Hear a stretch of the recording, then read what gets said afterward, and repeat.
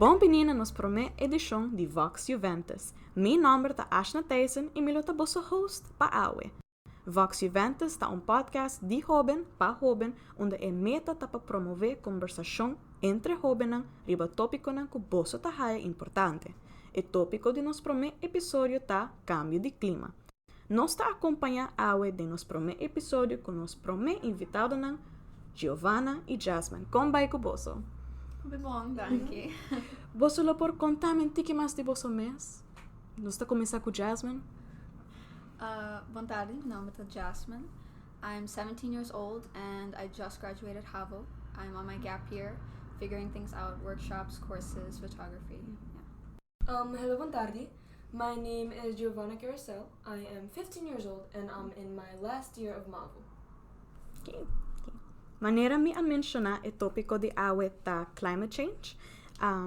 Tópico muito relevante e com muita discussão na Aruba e no exterior. Na Aruba, luna passada, tinha encontro tocante clima, que se chama Climate Action, e lo tinha outro para fim de novembro.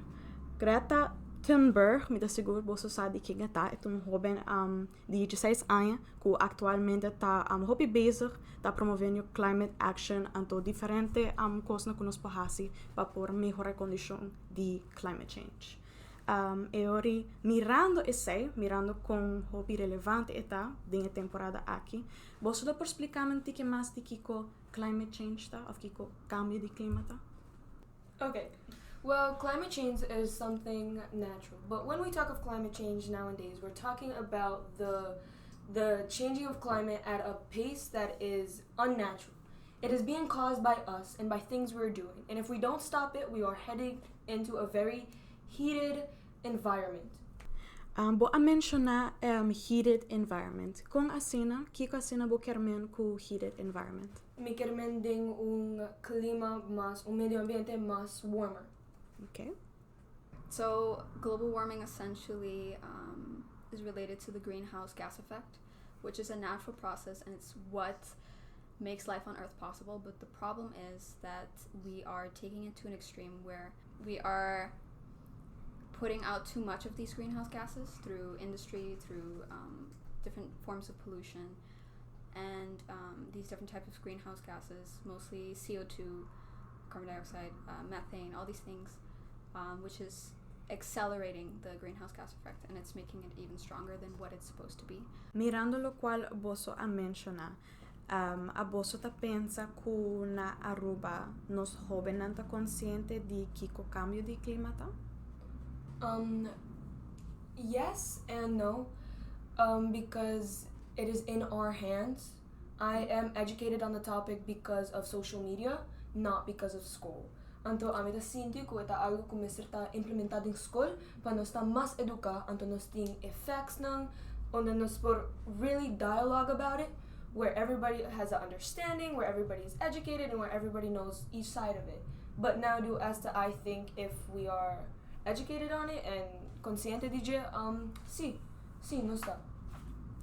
Yeah, I pretty much agree as well. I think we know a lot more because of social media and because of news than from school, and I think it's of essence also that not only are we taught in school about climate change, but also what we can do about it as individuals.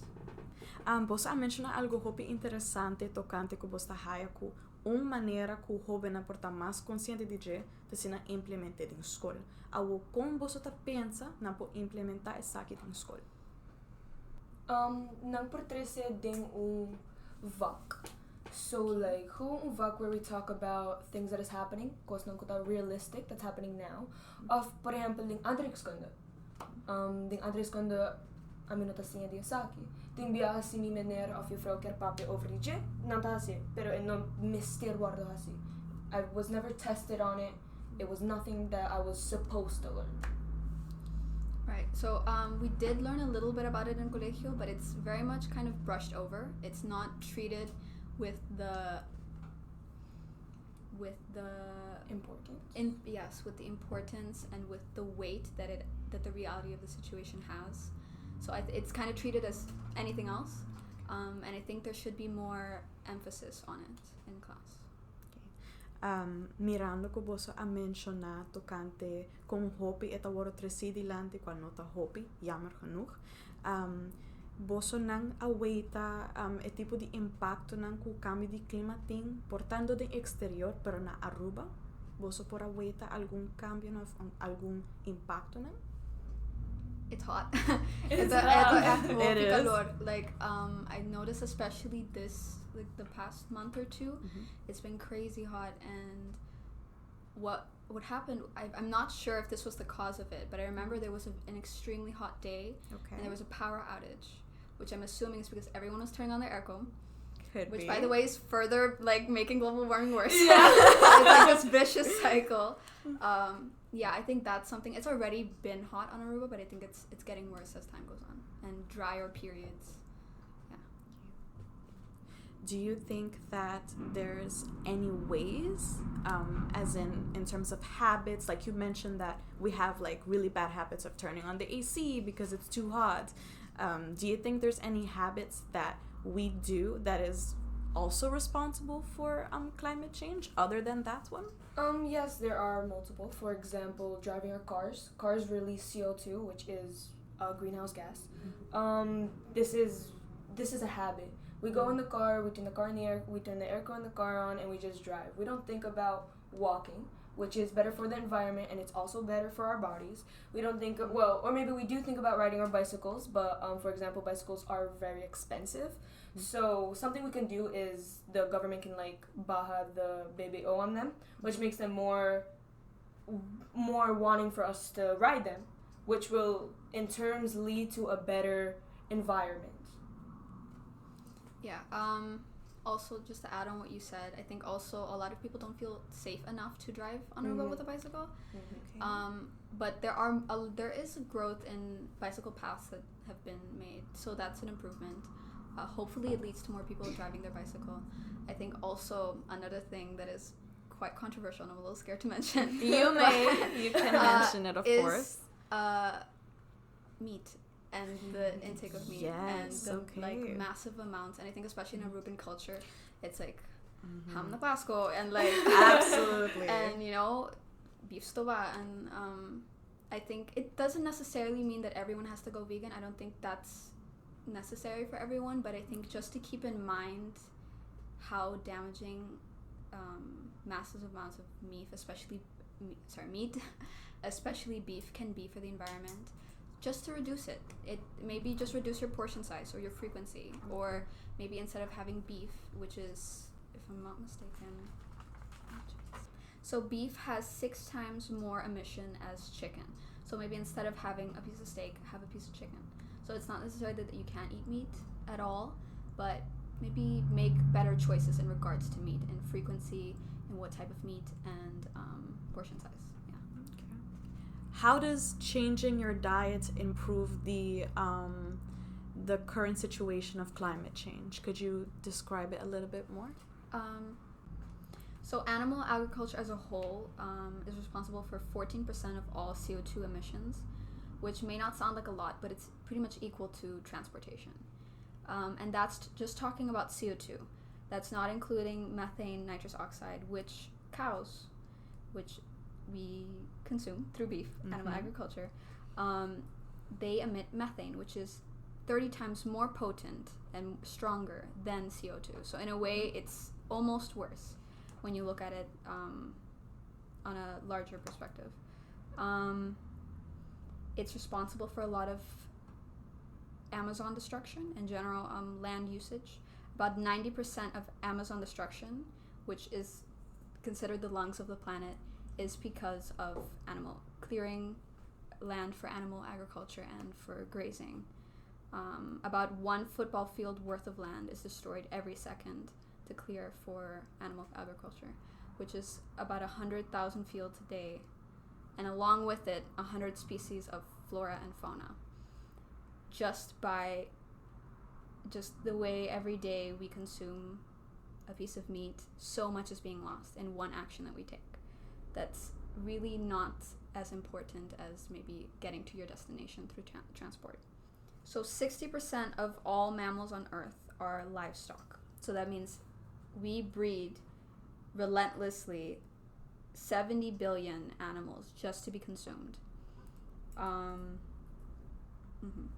So if everyone switched to a Mediterranean diet, which is a mostly plant-based diet with meat once in a while, beef once a month, chicken a few times a week, so it's not completely vegan, but just if you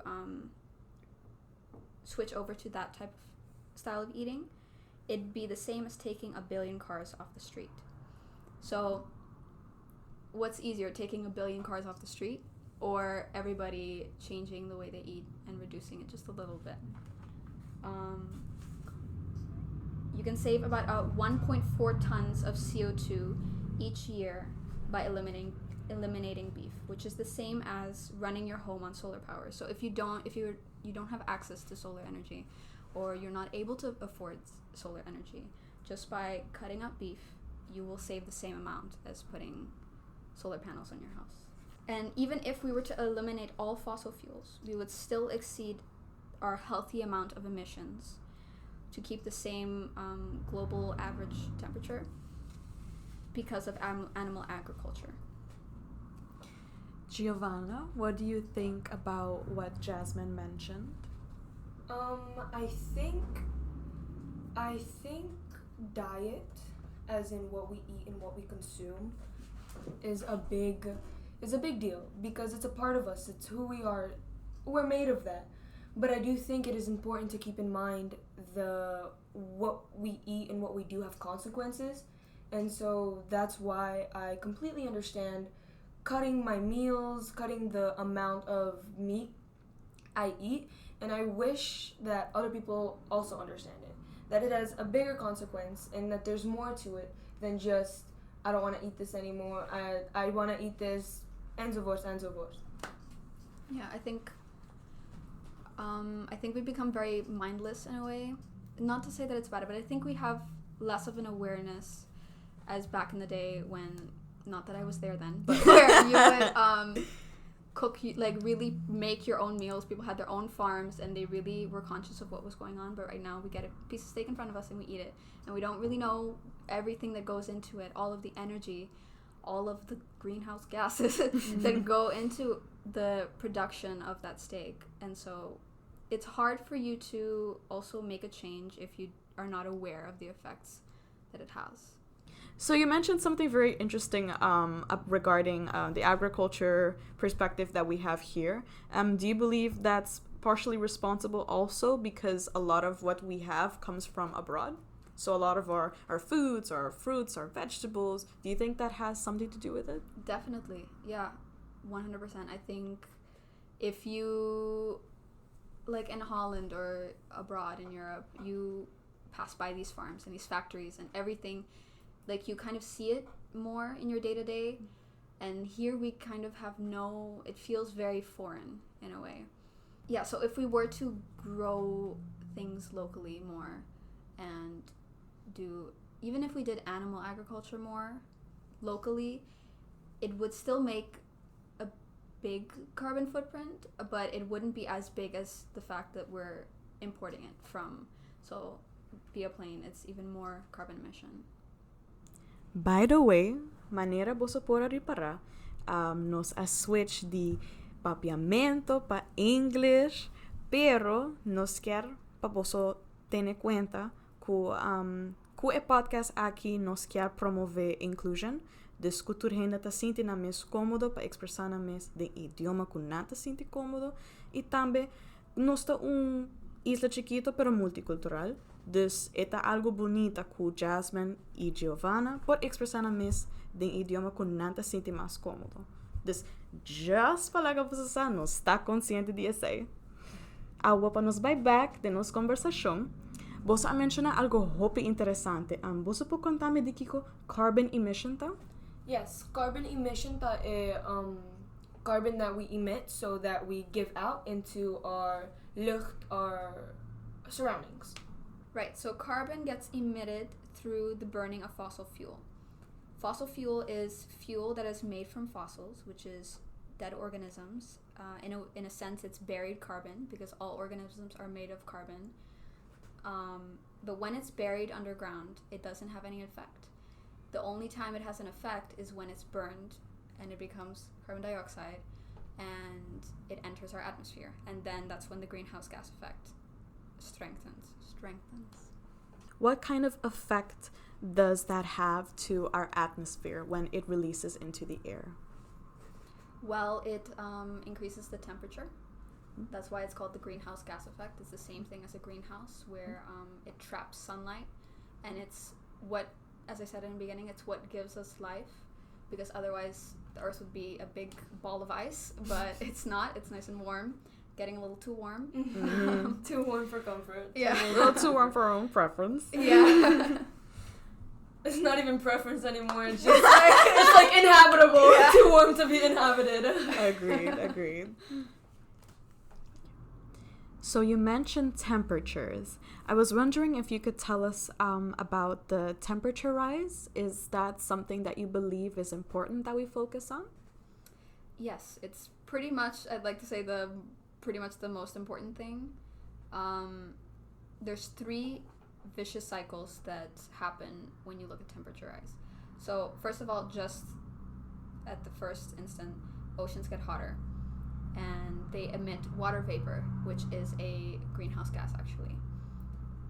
So which is further making it even warmer. So now it's already accelerating. Now when you look at ice melting, ice reflects sunlight, and when there's less ice, there's ice cover that's covering the ocean. The water surface is exposed, which is even more water vapor, a greenhouse gas, and then further strengthening of the greenhouse gas effect. Then the third vicious cycle is when you look at permafrost, which is frozen soil that contains greenhouse gases that are basically buried carbon. Could be fossils, could be any form of buried carbon. When that thaws, when it Melts. Yeah, when it melts, the gas is released, and then it accelerates even more. So it becomes, sure, maybe it's just a couple of degrees in the first instance, but it accelerates so much that it becomes more than just a couple of degrees. And even if it is a couple of degrees a year or over a period of time, we are not able to adapt that fast. Life is not able to adapt that fast. When you look at graphs of like millions of years ago, the temperature stayed about the same. But now, ever since the Industrial Revolution, and so since there's more CO2 production or emission, since there's more CO2 emission, you suddenly see that spike up, and it's because it's just happening in such a small time frame that nothing is able to adapt, and everything's just going so fast in a way, and we don't have control over it. How much time do you think we have to turn things around potentially? Because I know you mention it as something that's very grave in the state that it is right now. Do you think that us as a society have enough time to turn this around potentially? I mean, it depends. Wasn't there a climate report, I think about a year ago, told us that we had 11 years or something like that. Wow. We had quite a bit. And then there was one that came out this year. I didn't even read it fully because I got really scared. I would be too. But yeah, it's very scary. It's my future. Our future. Exactly.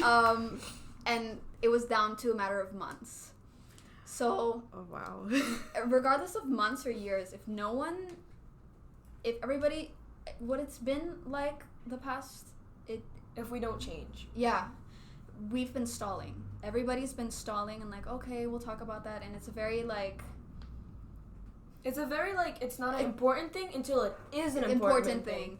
Exactly. And it's not being addressed with the weight that, as I said before, it's not being addressed with the weight that it has. And wasn't there a few days ago where 11,000 scientists released a report to declare it an emergency? And I think England also was the first country to declare it an emergency. More stuff like that needs to happen. It needs to be very fast, drastic change to be able to combat it. I think it's possible And I think I do have hope. I think it's in the right direction when you look at the climate protest that was here. And I don't think there was one last year. Was there? Mm-mm. No. So, and there were like hundreds of people that showed up. So I think it's going in the right direction. And I think we can do it. But we can't stall anymore. Like, things need to happen now. Absolutely. Do you think there are small ways in which we can ensure that we can lead towards preventing this or making it less grave as it is right now? I think one of the first things that need to be done is to talk about it, because I'm not only talking about my generation, but I'm talking about the older generations. A lot of them have lack of knowledge over the topic. And without talking about it and without willing to educate yourself about what things is happening, nothing will change. So I think the conversation that we are having now is needed, but not only in this room, but everywhere. Yeah, right. So I completely agree with what you said. I think the first step is educating yourself, and not only on what the situation is right now, but also what you can do about it. And then the next part of it is spreading that with literally anyone. Like, talk about it with your friends, with your parents. If you can, attend protests or hold talks or share this podcast On Spotify! Shameless plug. Yeah, or even just leading by example, adopting your own measures. Like, I haven't consumed beef in the past, I think 2 years, if I'm not mistaken. And like, my stepdad asked me the other day, he's like, well, why are you not eating beef? And I'm like, and then I explained it to him because this and that and that and that. And he also asked me, why do you still eat a little bit of chicken but no beef? Also explain that. And just like that, he's like, oh, okay. So one more person has a little bit of awareness of what impact it can have. I think it's really important, especially that we don't make it so difficult for us to communicate with each other. I feel like a lot of the times, if somebody isn't willing to begin understanding or begin implementing these little things in their life, we'll attack them or we'll feel very hostile towards them. So it's important that, we give it the time to educate and inform them as much as we can. On what you guys mentioned, if there's anything that you could do, like a project or something, what would you guys like to do to begin a chain of reaction towards climate change? In Aruba. Like it was held last month was the climate action, I think was it called? Yeah, I think that's protest. what it's called, yeah. I think that is important. And there were people there, but I think it could be much more. It could be much grand, where us as a pueblo, us as a isla stands up. And I think that is a very important project that brings awareness, and I think awareness is important. Right. No, I completely agree. I think I saw that they have another one. The 29th, I think. Yes. I hope to see more people, and I think it's getting conversation starting. It's very much in its baby steps, but I think it's growing very fast, and I hope it brings about change. Also, right, so our Minister President, I heard, wants to also address the current energy situation, which I think is a really big deal. I think that's good. We were supposed to be 100% on renewable energy right now, or by 2020, which is about a month away. And we're still using 80% fossil fuel. So it's not where it needs to be, but I'm hoping this does get addressed, and hopefully it's implemented. Yes, hopefully it's implemented. And I saw Zero Waste Aruba posted something about that they demand certain. Let me check that for a second. It's okay. They demand that by 2030, if I'm not mistaken, they demand that in the plan, carbon emissions are drastically lowered. I'm quoting them on this, by the way. That the goals of net zero emissions by 2050 and 50% less emissions by 2030 are set. So these are the targets that internationally are agreed upon to keep global warming 2 degrees Celsius. No more fossil fuels but clean energy, and also protection of nature, our biodiversity, etc. So I hope that they address this and that they take into account Aruba's demands. So you guys mentioned zero waste. Could you tell me what that is? So I was talking about the Zero Waste Aruba is an organization here that promotes zero waste. Zero waste is a movement. It's of when us as individuals try to be as little to no possible waste. So you can also become part of the zero waste movement by reusing whatever you have at home, even if this is plastic utensils.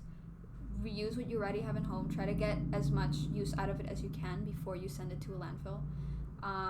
Find ways to repurpose what you have.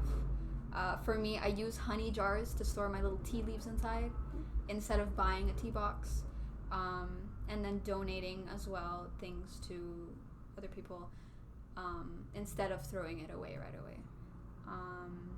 As a general rule,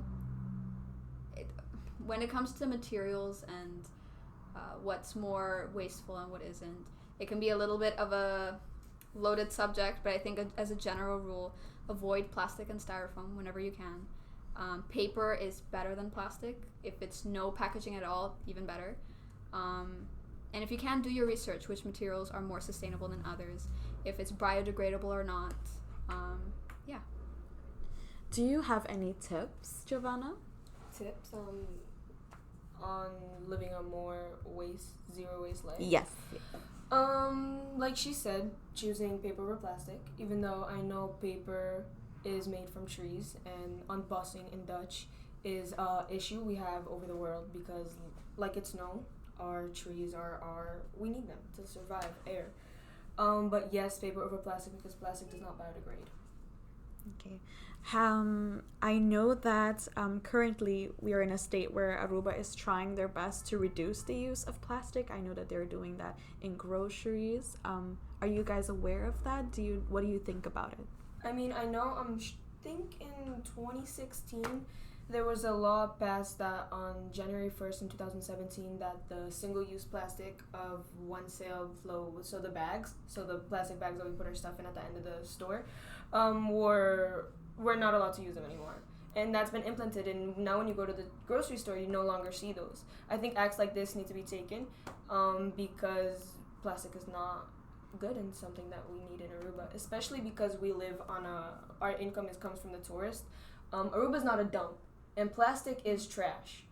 Wherever you want to throw it, no matter where you throw it, we're going to have plastic. And seeing it on the streets thrown, seeing styrofoam thrown, so things that aren't going to degrade it's not pretty, it's not nice. People are going to come to Aruba and they're going to think that we're a dump when we're not, when we're a beautiful island. And I think that's why things like this, like the thing that happened in 2017 with the plastic bags, need to be implemented more, because we also need to think about that we are a beautiful island and that should be a big priority of ours. I think for people that because I know there are people, especially out of the older generation, who complain about this type of things. If you don't care about the planet, at least care about your own economy. It will affect us through tourism. So, yeah. Okay. Could you explain to us what degrade means? Yes. So, for example, biodegradable products or products that can be degraded. So, degraded means, how I would explain it would be eaten up. So biodegradable, it can be eaten up by the nature.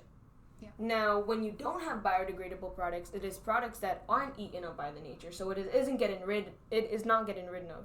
We have too much of unbiodegradable products, which can also be damaging to wildlife. Yes. Especially you get with marine life, the plastic straws, and you find the Coke bottle, the Coke cans, the wraps, the little, call that, the plastic wrapping. Mm-hmm.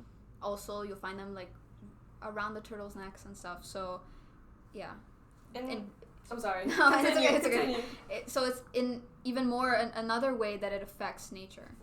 And like we said before, we went off it's not important until it is important. This is affecting our food chain. These fishes are eating the plastic. We consume the fishes too. Therefore, soon, figuratively speaking, we're going to be breathing plastic if we don't change it. It's becoming more and more a part of our food chain, which affects us. Yeah, exactly. Actually, what happens is plastic, it won't degrade completely, but it'll break down into smaller pieces called microplastics, and those are easier for the fish and the smaller, mostly basically what the animals that we do eat, the marine animals that we do eat, like fish, and then they consume the plastic, and just as you said, then it enters us, and then it affects us. Seeing that you guys mentioned this, and we're talking about fishes, we're talking about water, there is also an issue regarding sunscreen, right? Yes. People using sunscreen and then going into the beach and the water and affecting. Could you tell us a little bit more about that?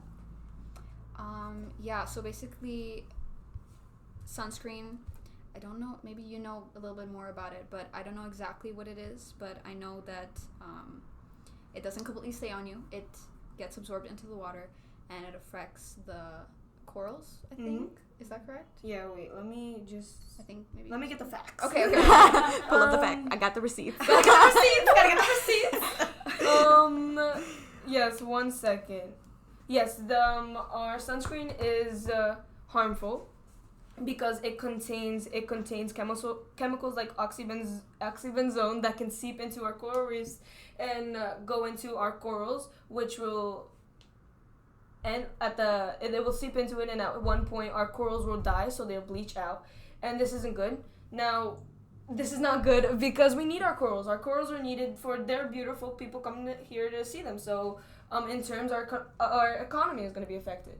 But like I was saying, this goes into the corals, so sunscreen is something we need. We can't say don't use sunscreen anymore. We live on an island that is affected by the sun. We need sunscreen.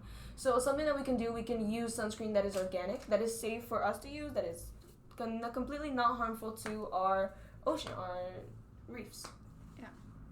Also, I don't know if it affects mangroves. Does it? Do you know? I'm not sure. But I know that mangroves are actually very important also into absorbing CO2. They are 10 times more. They can absorb 10 times more CO2 than regular trees. So that's super important for Aruba as well. So seeing that we're talking about all of this, and I know it's been really interesting, this topic is something that you could discuss for hours, seeing how important it is. Before I close this episode, I wanted to discuss some SDGs with you guys. What do you guys know about SDGs? So I know that SDGs was created by the United Nations. It acts on 17 Sustainable Development Goals to transform our world by, I think, 2030. I'm not sure when it was created, but I know that there are 17 of them. 17 goals. Yeah. I think it's really important to set guidelines and goals because climate change and global warming and development and all of these things in general, big global issues, it's very abstract and it's very hard to measure. So I think setting very very clear and cohesive goals, very specific, is key to actually seeing change over time. Because I think, especially when you adopt habits that you do yourself, that you implement yourself, it's hard to see the change that is happening. So it's nice to have goals, global goals that everybody's striving for, and especially it's nicer to see them being met and that there is change that's coming. Yeah. Okay, seeing what you guys mentioned regarding the Sustainable Development Goals, do you think there's enough that's being done? No, of course I do not think there's enough being done. There's always more that can be done. We can always better ourselves, and I think that the SDGs on Aruba is like the Sustainable Development Goals on Aruba is like a little baby, and now it's growing. And I think growth is important, and therefore I think more needs to be done. But it is happening. I'm not saying that it's not happening. It is happening, which is a beautiful thing. What do you think can be done? Or what do you think should be done? Okay, so what can be done, excuse me, regarding the Sustainable Development Goals is, like I've said before, is informing. Because I know, because the people I'm around don't have any clue what Sustainable Development Goals are. So I think informing, and then with that coming brainstorm sessions, because I think brainstorming with a lot of people is so needed, eating off other people's ideas, creating more. It's such an amazing process to see, and I live for it, and I think that is something that needs to be done because we need to educate ourselves. We need to educate everyone else around us. All right. I think also what you said about doing it with other people. you guys can share ideas and jump off of each other's ideas and build something more than just yourself. Yeah, exactly. Yeah. And you guys can organize projects or protests or whatever it is, but it leads to bigger things if you work together. Yes. In unity, there's power. Correct. Yes. So before I close this episode, I'd like to leave it on a little note. What are some tips that we can implement? Some very small, easy, maybe habitual tips, if you would like to call it that we could implement to prevent the continuation of climate change. Okay, so a few easy changes that you can make right now. I already mentioned a few. Lower your beef or meat intake. Something else that you can do that pretty much takes no effort, and it's something you already do on a daily basis, is changing your browser. So change it from Google or Bing or whatever to a browser called Ecosia, ECOSIA, which they do a lot of reforestation. Per about 50 searches, it plants one tree. You can see the financial reports, exactly how much money is going to tree planting. You can see videos about where they're planting the trees, local people helping them plant the trees. They've planted about 73 million trees so far. So it's something that you already do on a daily basis. You Google things all the time. And just by switching your browser without actually getting your hands dirty, you're planting trees. So that's really cool. Another thing you can do is just Google Ecosia, a carbon footprint calculator, just to have an awareness of what your situation is right now. And then maybe do it in 3 months after you've implemented some little changes like reducing your meat, and then see the progress that you've made. Like I said before, sometimes it's so hard to see if it's making a difference. And I think measuring it and actually seeing, wow, my carbon footprint. I'm doing something. Exactly. It's really motivating and it keeps you going. And again, the 2 last tips that I've already mentioned, but it's educating yourself and spreading that knowledge, creating awareness and making your voice heard. Educate yourself on low waste, carbon negative, eco-friendly, all these terms, different materials, different products, the effects and solutions of climate change as a whole. Just educate yourself on everything that's out there, everything that's possible, and then spread that through sharing this podcast, making changes to your own life and leading by example. Attend protests and different events, talk to your friends, talk to your family. If you want, just something as simple as following a account on Instagram that talks about different tips, just so that you have the information. Exactly. The knowledge. Correct. Yeah. And another thing, if you have the funds, it's nice to donate to companies who can make big impact. Instead of maybe you can't afford solar panels on your home, but maybe there's a company who, just by you chipping in $5, can supply solar panels to an entire village in Kenya. Not only are they getting energy and electricity, but it's also clean. So yeah, little things like that can make a big difference. Before we close the episode, I'd like to ask Giovanna as well if you have any small tips, easy tips that we can all implement. She pretty much summed it all up. But like I said before, I think a big deal is educating yourself. And I keep going back on this topic because I stress on it so much because I think it's so important. Now, before I started to care about how anything I did impacted the world, I took a minute and I educated myself. I Googled things, I looked things up because I was malinformed. I wasn't informed at all. And just with that being done, I realized it weighed on me. It weighed on me. Because certain things that I did, certain actions that I took, at that point I realized that it is not only affecting me, it is affecting the people around me, it is affecting the animals around me, and it is also affecting the future animals, people that are to inhabit the earth that I leave them. And the fact that a little thing that I can do, a little thing that we can do together can actually change that is crazy to me. I think it's amazing, and I think that's why I am so passionate about changing it, because we are impactful.